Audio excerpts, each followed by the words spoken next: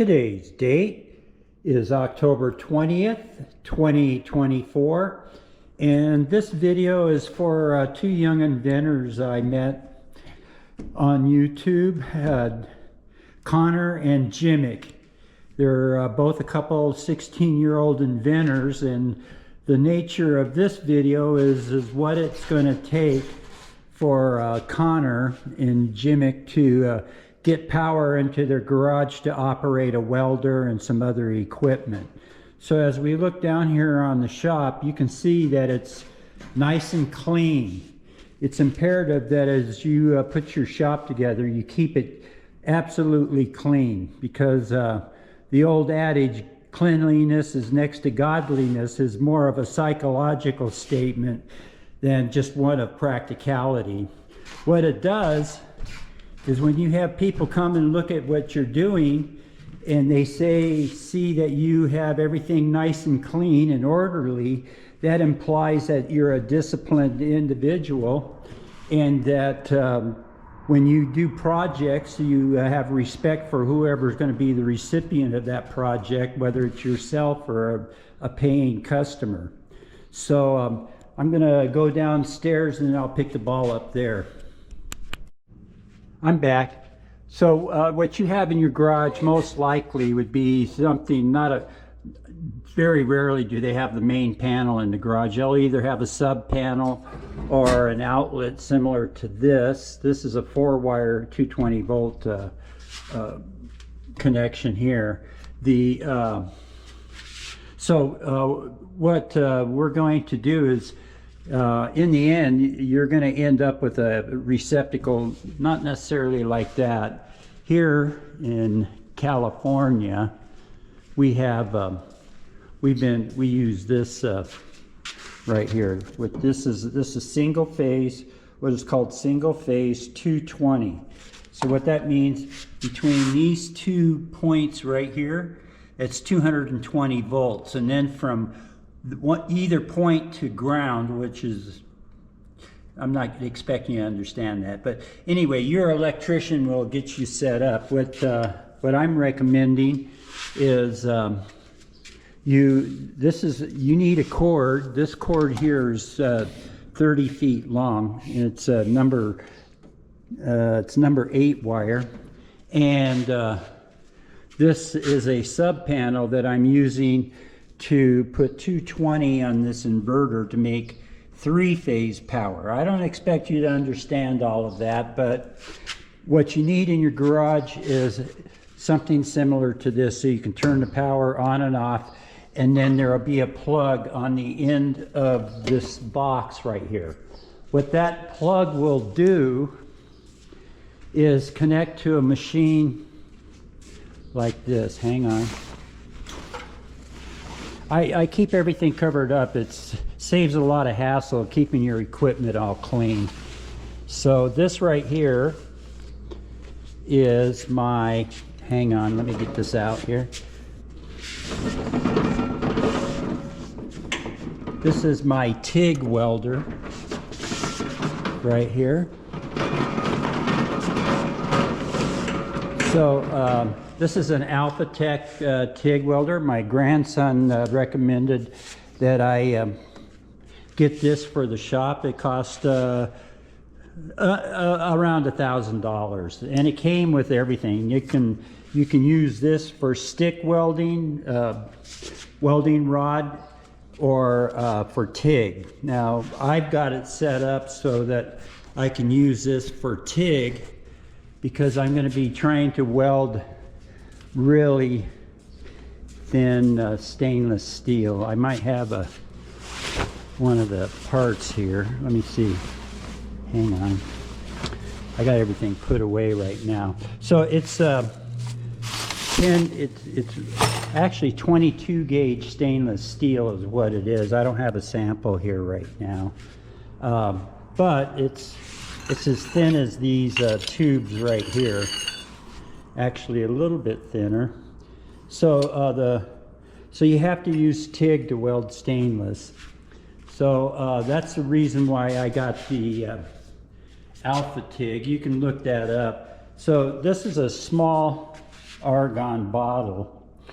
But if that's going to be your if that's what you're going to be using to do exhaust systems or any stainless or aluminum, it would be preferable to get the large bottles, which are like these right here. This is the larger bottle. They're more expensive, but as you can see, these are almost 5 feet tall. So that's what you need. So I have this set up. So as you can see here, this is the plug that we have to get 220 single phase power in here. This will run on 120 volts, you know, the receptacle in your wall. However, you're limited to how much amperage you can use, and it's just better to have 220 for your shop, not only for this welder, but for a wire feed. Now this right here is the torch, and it's got its electrode in there and all of that. I'm a novice at TIG welding, so as I get going here, I'll be learning how to weld just like you guys when you get started. So basically, in your garage, what will have to happen if you don't have a panel like this inside, or like this one over here, then you have to have an electrician or your dad or whoever to bring a circuit, a 50 amp circuit out from the main panel to put in something like this.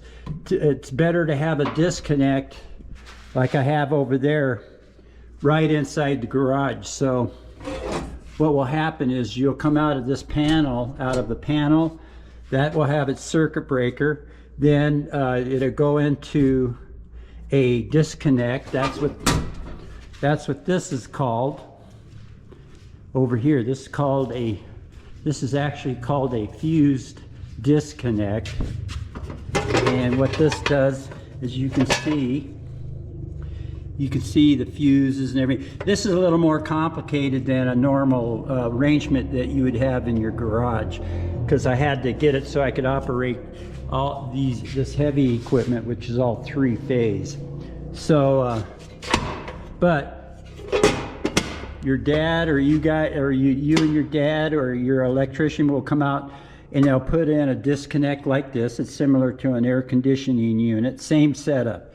Whatever you have set up for your air conditioning unit is exactly what you need for your garage power, with the exception that you'll have a dongle. You know, you need a cord on there, a heavy cord, so you can take your equipment out to where your work is. If you're working on a car, you definitely need a 20 to 30 foot cable. And you also need a cart. If you notice, everything I have around here, except for this 7,000 pound table and this heavy equipment, everything else is on wheels. And excuse me, that makes a big difference, because when you have a limited space, see, this is my cart garage right here. This has, you know, all of these so that you can move them in and out of what you need. I'm going to turn off the lights over the lathes. And basically, that's what you need to get started. And I'll be doing some videos on the TIG welding later, but for now, that's what I wanted to get to you, Connor and Jimmik, is you start by getting the source of what you want. You were asking about I think that a Miller MIG welder would be the best. So that's going to be another video. I'm going to talk to the welding lady and see if she has any recommendations or what costs would be and that type of stuff. I also have a small air compressor right here. This is pretty handy. I have that on a cart, and I use it for my firing the jet, but it's also good for like this Ganesh. So having a small air compressor would be a good thing to have in your shop as well. I don't blow off the equipment because it gets in the way, so I just sweep this off and clean it up when we're done. So something on the look ahead, this is a spot welder right here. I haven't found out if it works yet or not, but that would be ideal for what I want to do with the sheet metal. So this is a short video, and that's what I wanted to talk to you about.